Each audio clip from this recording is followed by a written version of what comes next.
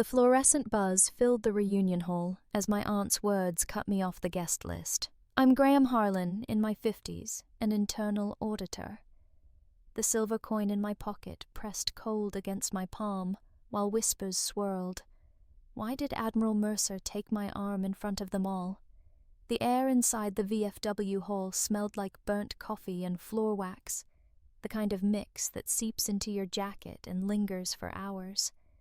Folding chairs scraped across the linoleum as people shifted to find better seats. I hadn't even sat down before Corinne's voice sliced through the chatter. "You're not on the list," she said loud enough to ripple the room. Laughter scattered nervous and mean, bouncing off the low ceiling tiles.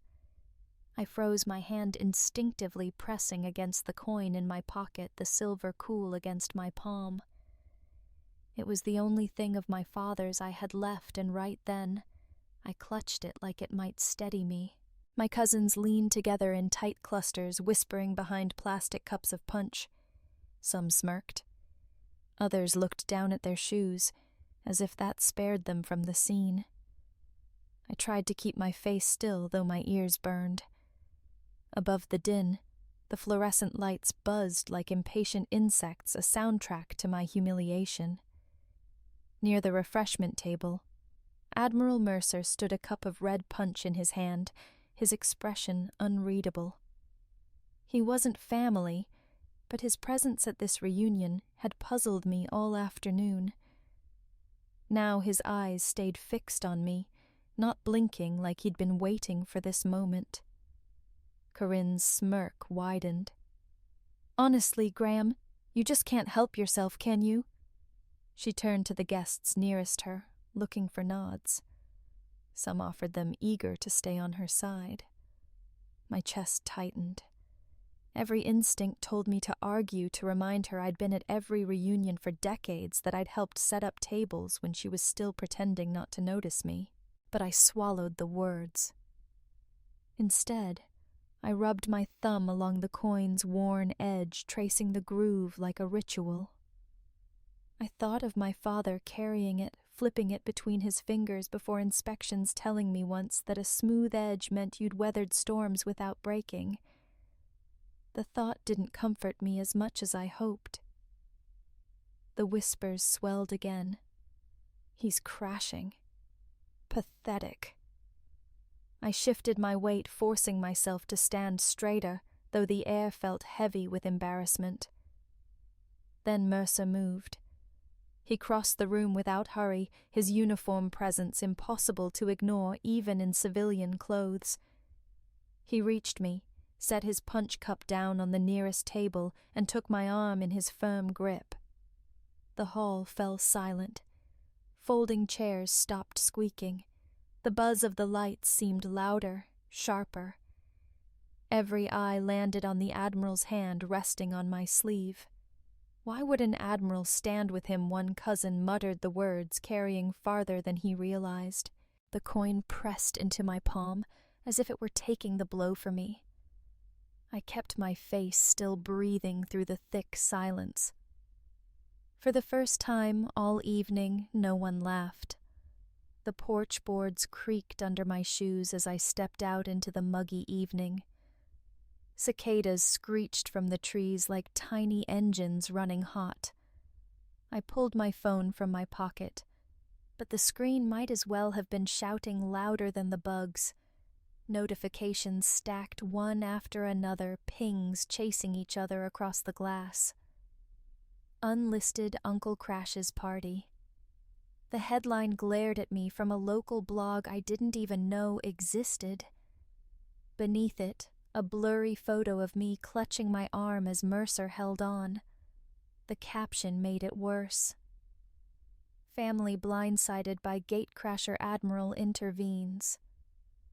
Derek pushed the porch door open with his shoulder holding 2 glasses of sweet tea.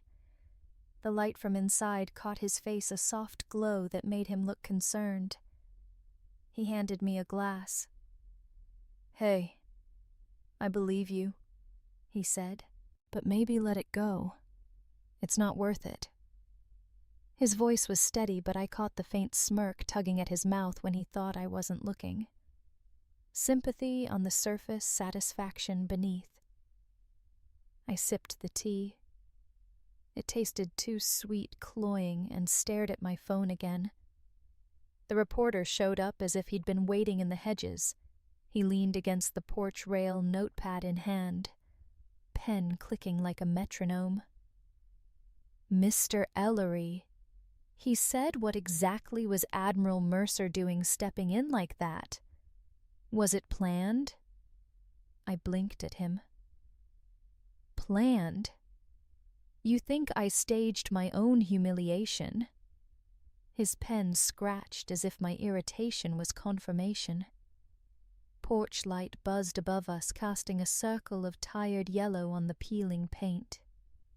I caught the faint smell of fried hush puppies drifting from a neighbor's kitchen, comforting and cruel in its normalcy. Inside the house, shadows moved family, bent over glowing screens, fingers scrolling, whispering. The laughter earlier had turned digital, feeding itself. I could almost hear it in the rhythm of swipes and taps. I refreshed the blog again. The comment count jumped every time. Embarrassing.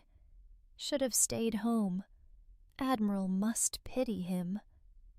My name was a chew toy in strangers' mouths. Derek shifted beside me, lowering his voice like we shared a secret. You don't want to make this worse, Graham. Trust me. The more you push back, the more she wins. I looked at him. His hand gripped the porch railing so hard his knuckles whitened. It wasn't concern, it was control. A reminder that siding with me came at no cost for him because he never intended to. Then my phone buzzed with a screenshot the blog headline shared 200 times on Facebook. The number blinked at me, merciless as a scoreboard. My chest hollowed. The reporter slipped his notepad into his pocket, satisfied. Tomorrow's column will have more, he said, stepping off the porch like he already knew the ending. I stayed where I was, cicadas shrieking in the humid dark, the porch light buzzing above my phone, glowing cold in my palm.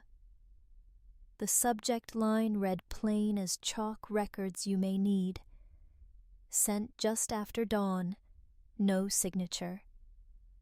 I stared at it over cold coffee. Mercer's nod from the reunion replaying in my head like an order I hadn't known I'd received.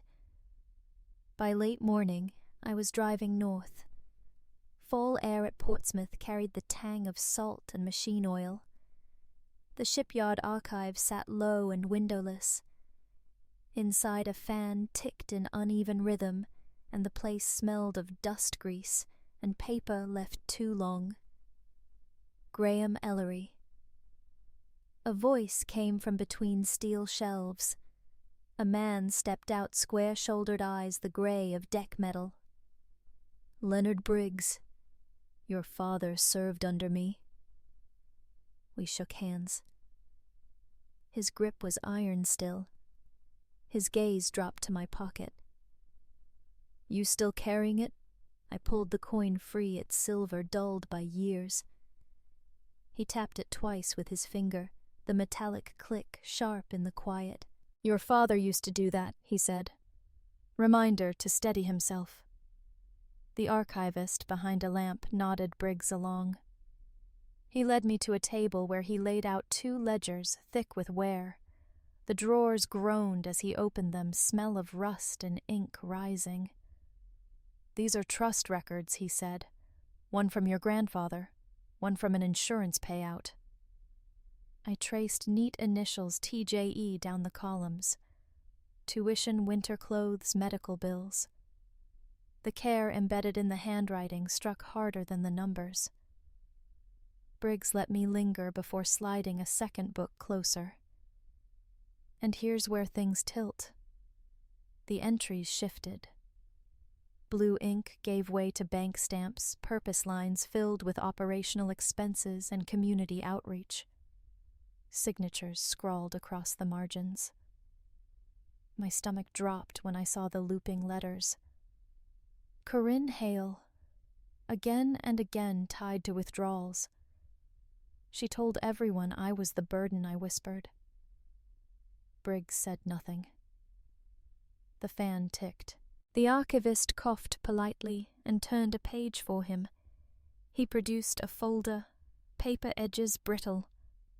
Letters from my grandfather never delivered. One addressed to me at 11, kiddo, you're a blackthorn by stubbornness, if not by name. A compass doodle in the margin. My hands shook as I folded it back. Rumor burns fast, Briggs said quietly. Truth is heavier. You carry it longer. I scanned another ledger line. Cash withdrawal, $18,500. Purpose N.A. The ink was smudged where a thumb had pressed too hard. Legal, I asked. Traceable, he replied. Enough ballast to steady you if you choose to use it. The archivist slid over copies board minutes of a foundation Corinne listed as director. The motto read, Building futures for those who can't help themselves. I barked a laugh. Briggs didn't. IRS likes numbers, not mottos, he said. I pressed the coin between thumb and palm until it hurt. My mind flashed through Corinne's pantry of imported water her martyrs sighs about sacrifice. All the while she'd been drawing from what was mine. Why are you helping me? I asked. Because your father did things the hard right way, and because Mercer asked. The Admiral's steady glance at the reunion bloomed with new weight. It hadn't been pity. It had been cover fire. Briggs squared the ledgers, his hand firm on the covers. Start here. Let the records lead. You don't need to shout. He pointed to Corinne's signature. She's been living off what was meant for you. The fan ticked once more. For the first time in months, the noise outside felt quieter than the paper in front of me. Chandeliers sparkled too bright for spring, catching every glass and sequin like they were auditioning for a crown. The Norfolk waterfront air seeped through the open doors, faint salt trying to compete with perfume and champagne. I stepped inside with Briggs's folder under my arm, its corners leaving dents in my palm. Corinne stood beneath the lights in a gown the color of new pennies, her voice rolling smooth over the string quartet. For the children we serve, she declared, and the donors smiled on cue. Briggs lingered at the edge of the hall, posture loose, eyes fixed. His words from yesterday echoed, Truth carries receipts. I waited for the music to break. Corinne, I said as the applause thinned, can you explain these trust disbursements? I held up a copy paper, rasping like dry leaves. She turned, smile rehearsed. Graham, she purred into the mic, family matters later. Tonight is about mission. Then mission requires truth, I said. Here line items transfers from the Ellery Trusts to your foundation, signed by you. A donor in diamonds leaned closer. Corinne gave her a smile that said, See what I endure. Into the mic she laughed. My nephew's an auditor. He sees ghosts in numbers. It's an occupational hazard. The crowd chuckled, relieved. I showed the second sheet, cash withdrawal, $18,500 purpose N.A. The smudge of ink caught the light. Where did it go? Her voice sweetened. Setup costs. Nonprofit work isn't free. Would you like to audit the canapes too? A cork-popped laughter followed and my grip slipped. The coin slid out of my pocket, clattering across marble. The clang cut through the waltz. One violin faltered. I bent to pick it up and saw it a fresh chip on the edge. Corinne's smirk landed right on time. He's unstable. she told the donors, eyes wide with practiced concern. Digging ghosts. A ripple of sympathy moved toward her, not me. I closed my fist over the coin, the chip biting into my skin. Board minutes show you proposed and signed the same transfers. Records from archives confirm the ledgers. This isn't rumor, it's receipts. Her face cooled. Mike lowered for a moment, then back up. Donors, rest assured our organization is reviewed by independent professionals. Family grievances shouldn't derail a night for the kids. Whispers filled the hall. Phones rose like lanterns. One man near the bar muttered, "Imported water," and another hushed him. I tucked the papers back, voice even. "Tomorrow you'll receive a request for your full general ledger under state law.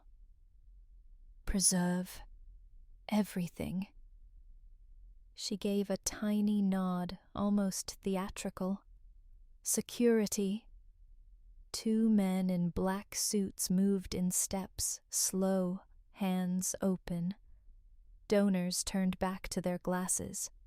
The quartet switched to something soothing, as if music could pad the edges. I caught Briggs's silhouette near the door, steady, not moving. This part was mine.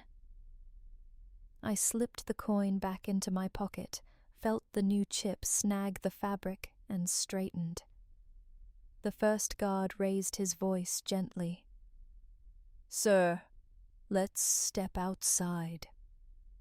The chandeliers kept glittering bright as ever, but all I saw was the coin's floor, catching light in my hand. The radiator knocked like an old man clearing his throat, then hummed its uneven song.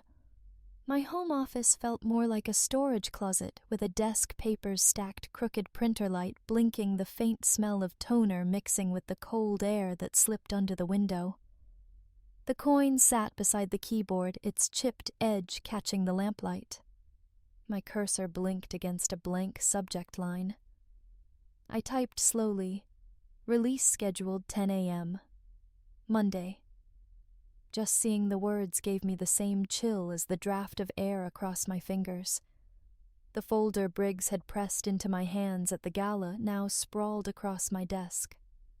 Receipts, bank statements, HOA fee notices, county records. Each page bore a story. Each smudge of ink, a small confirmation that Corinne's narrative was not the truth. I lined them up like soldiers in formation, scanning and naming files until my eyes ached. My phone buzzed against the desk, the vibration rattling a mug of cold coffee. "You're working late." Briggs's voice came through gravel warm with fatigue. "I don't sleep much anymore." I clicked another attachment, watched the progress bar creep. Audit trails almost complete. Everything tied together. "Good," he said, then a pause. "You know what happens when you hit send?" "I do." I tried for steadiness, but my throat scraped dry. No more whispers. No more waiting for someone else to notice. "You're trading quiet for heavy," Briggs reminded me. Truth doesn't echo as fast, but it leaves a dent. I looked at the family photos on the shelf, my father in uniform, my mother in a sundress, me younger smiling too hard. None of them could answer what it meant to press this button. The cursor still blinked. I added the recipients, local news desks, regulatory offices, state charity board, a handful of donors I knew would read. My own address last, so I couldn't pretend I hadn't received it. I hovered, then glanced at the coin. The chip made it look less like a keepsake and more like a tool, damaged but sharp. I set it atop the stack of signed withdrawal slips. Another buzz. "Graham Briggs said you sure about the timing? If I give myself a window, I'll find excuses. You don't get to walk this back. I don't want to." Silence stretched on the line, then his exhale rasped through. "Then do it clean. No typos, no gaps. They'll look for any crack to crawl through. I checked the attachments again, each file renamed with dates and amounts. A memo flagged community outreach paired with a withdrawal labeled NA, HOA fees on a house I never lived in. Ledger scans with Corinne's signature looping across the margin. Satisfied, I clicked Schedule Send. A small dialog box popped up. Message will release in 48 hours. Confirm. My finger hovered. The radiator knocked again like a gavel against my ribs. I pressed Enter. The confirmation blinked in green. Your message is scheduled for delivery, Monday, 10:00 a.m. I leaned back the chair, groaning under me. My hands shook hard enough that the mouse slid sideways. Briggs was still on the line. It's done, I said. Then rest, he answered. The next 2 days will feel longer than years. Don't chase the echoes. Let the dent form. The call clicked off. The office returned to its small noises, radiator hum, paper rustle, as the draft shifted the faint odor of ink from the printer warming its rollers. I picked up the coin, turned it, until the chip caught the light again. For the first time, the flaw steadied me. Imperfection meant impact. It meant something had already struck and survived. Alone, I set it back beside the keyboard. The cursor no longer blinked. It was waiting. The drizzle came soft but steady, turning the courthouse steps into a patchwork of wet stone. Reporters held their ground coats damp, cameras wrapped in plastic sleeves. My phone hummed in my pocket, a swarm I didn't need to check 10 a.m. Sharp, my scheduled email had detonated. The subject line I'd stared at for 2 days was now in hundreds of inboxes. Attachments, withdrawal slips. HOA fees, scanned ledgers spread through Slack channels and donor lists. I imagined the PDFs unfolding across conference tables before the coffee cooled. Graham, a reporter, shouted, umbrella dripping. Did you accuse your aunt of theft? I released receipts, I said, voice flat. Read them yourselves. More microphones appeared. Is this a vendetta? I prefer numbers to adjectives. A buzz lit my screen, my cousin's text. Corinne's lawyer is everywhere. Another ping carried a polished press memo, already stamped with her foundation's logo. Then the courthouse doors opened. Corinne emerged with an umbrella tilted just right, suit immaculate despite the drizzle.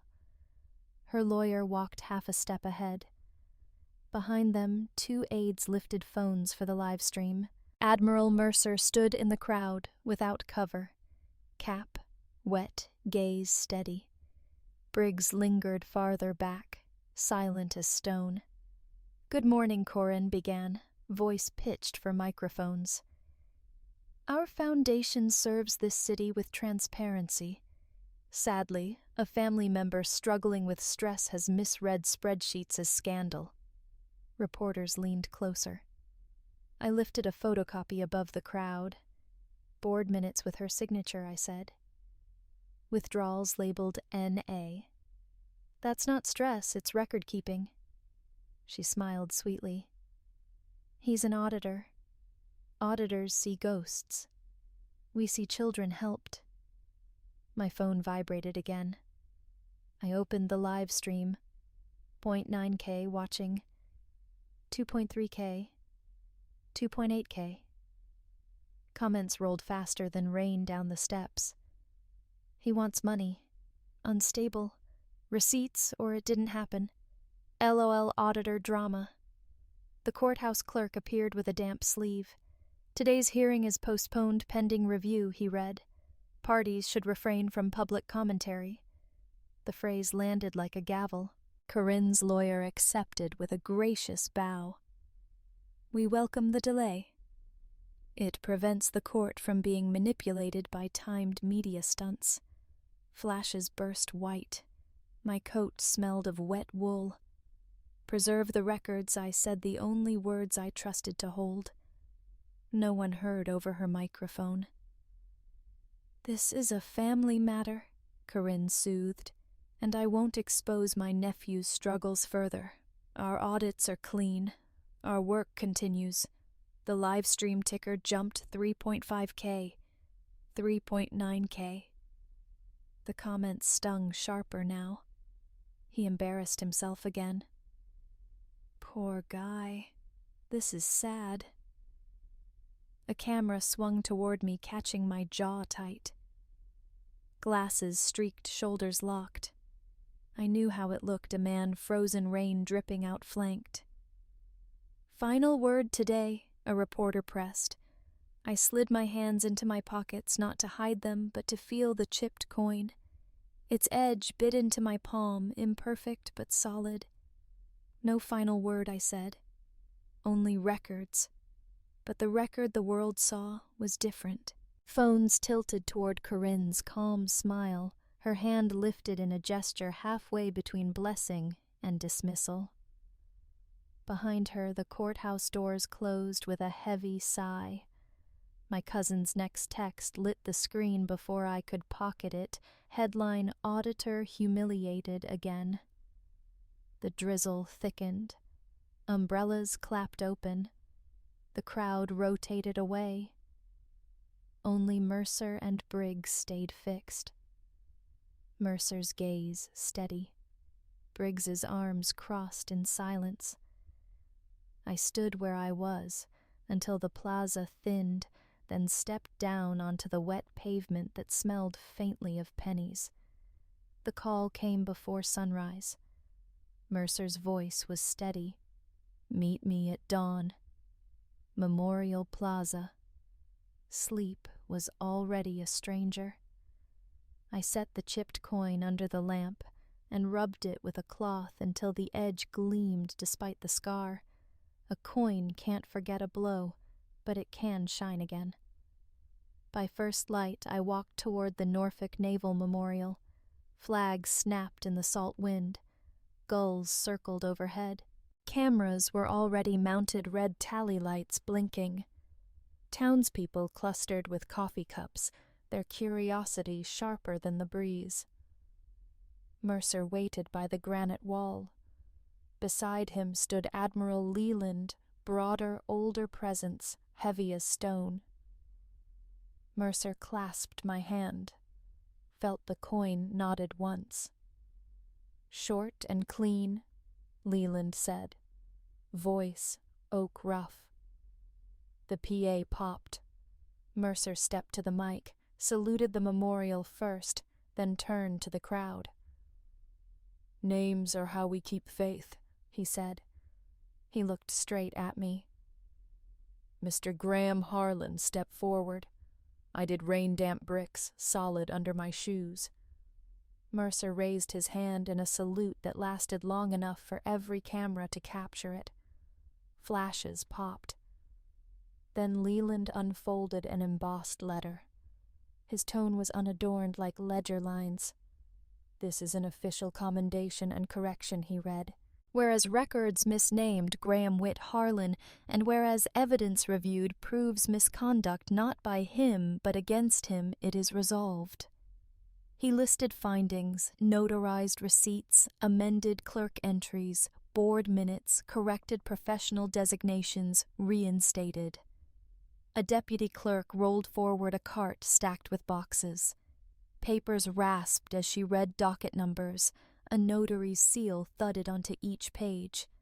Witnesses stepped forward, an HOA treasurer with fee slips, a banker with withdrawals signed Corinne's name, a staffer with slack logs. Each document landed under the stamp, each gasp carried by microphones into the live stream.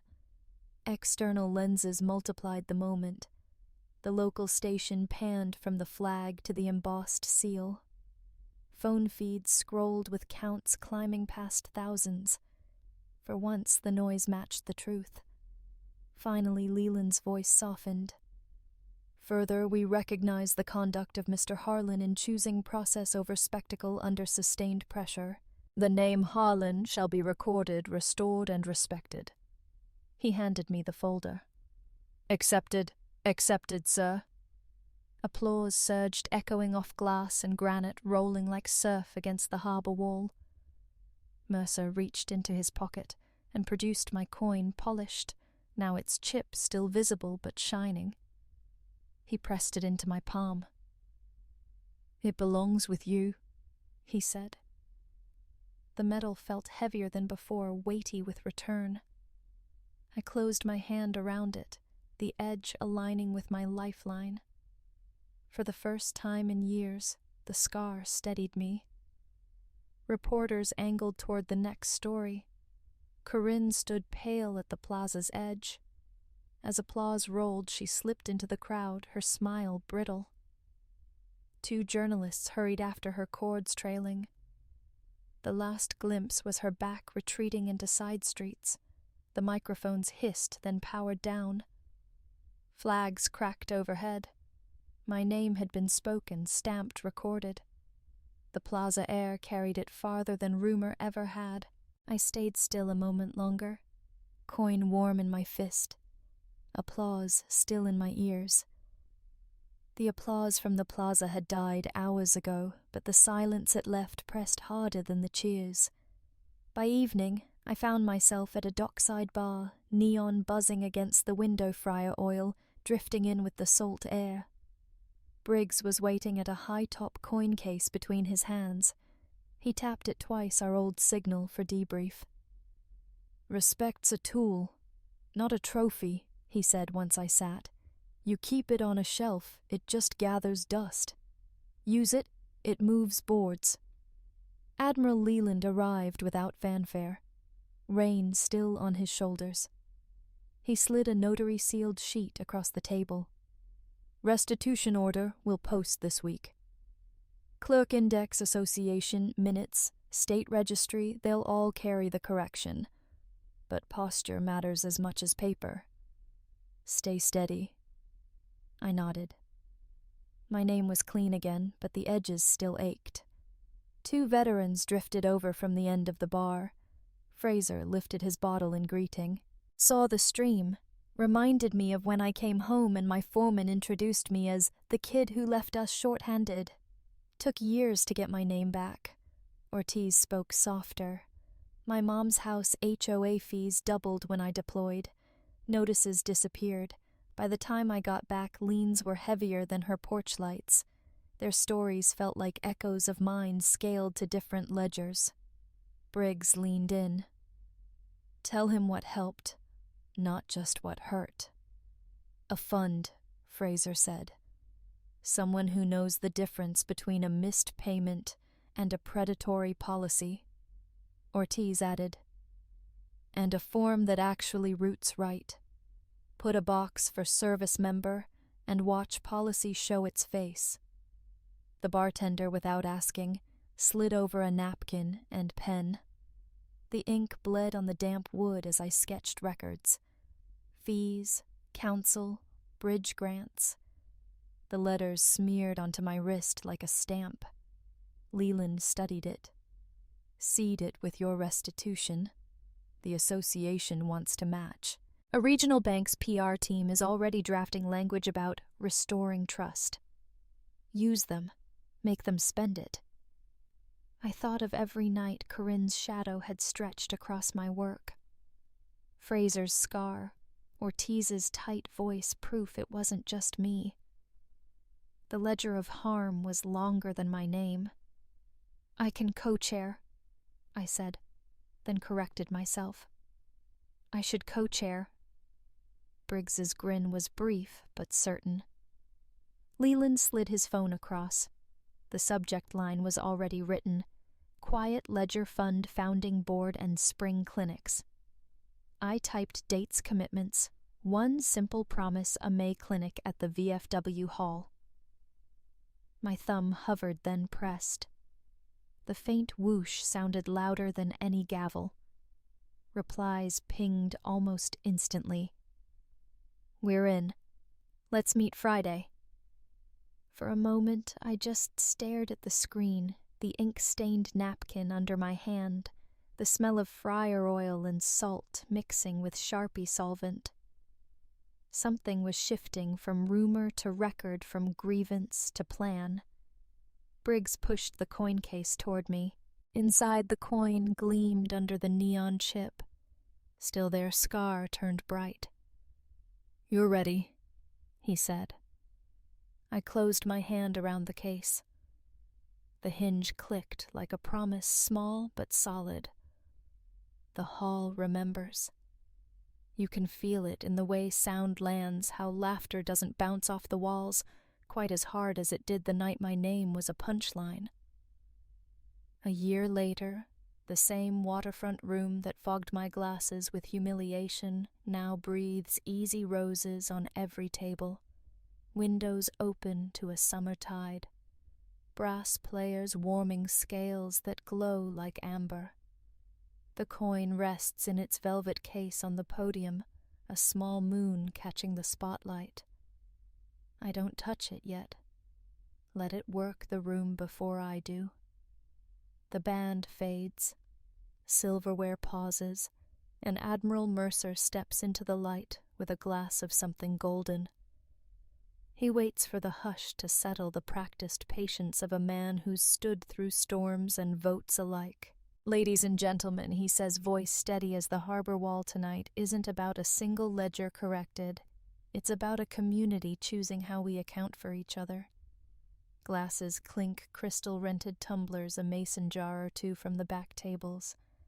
The scent of roses lifts with a breeze salt leaning through lace. We keep the program moving like a drill we've run 100 times. The Quiet Ledger Foundation announces its first round of scholarships, 5 for Navy families, starting this fall.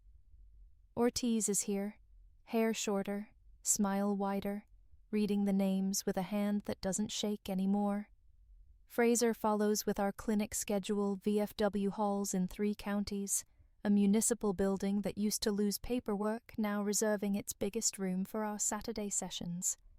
A city clerk from Portsmouth holds up a new form stamped in blue, a box that says, plainly, active duty, veteran check here for expedited review.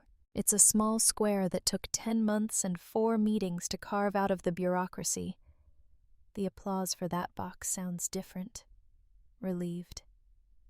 A local station's camera light winks from the back. Last year their banner read, "Auditor at center of family feud." Tonight's lower third reads, "Quiet Ledger Fund Gala." Same hall, different verbs. My cousins are here, some, not all. The ones who are came with careful faces and left them at the coat rack. I shake hands, hear the best kind of apologies, the ones that don't need the word sorry in them. Aunt Corinne is not here. Her chair sits empty in my mind, the way it sat full in hers. Absence can be louder than symbols. When someone asks about her, I tell them the truth. Restitution paid records corrected a silence I won't break. The room accepts that boundary like a settled tab.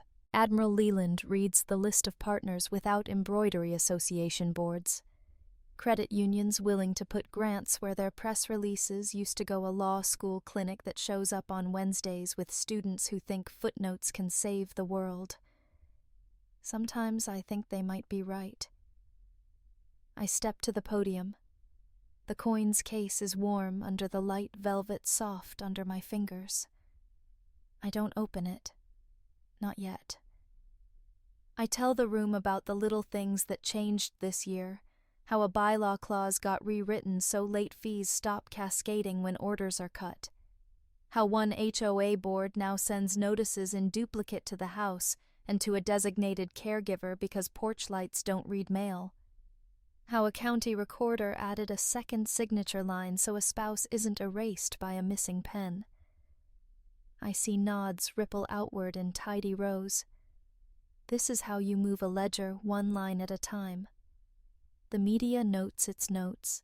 A reporter I used to avoid approaches after dessert. No microphone thrust, just a quiet pad, and a look that says she remembers all of it. Perspective piece next week, she says, on how a name can be lost and then found. I tell her to spend half her column inches on the volunteers. She smiles, writes exactly that. Mercer returns to the mic for one last toast. To resilience, he says, lifting his glass toward me, but looking at the room. To people who do the boring work of mending what others broke with spectacle. The standing ovation rises in waves, front tables first, then the middle, then the late adopters at the bar, where the door cracks a little wider to let in the sea breeze.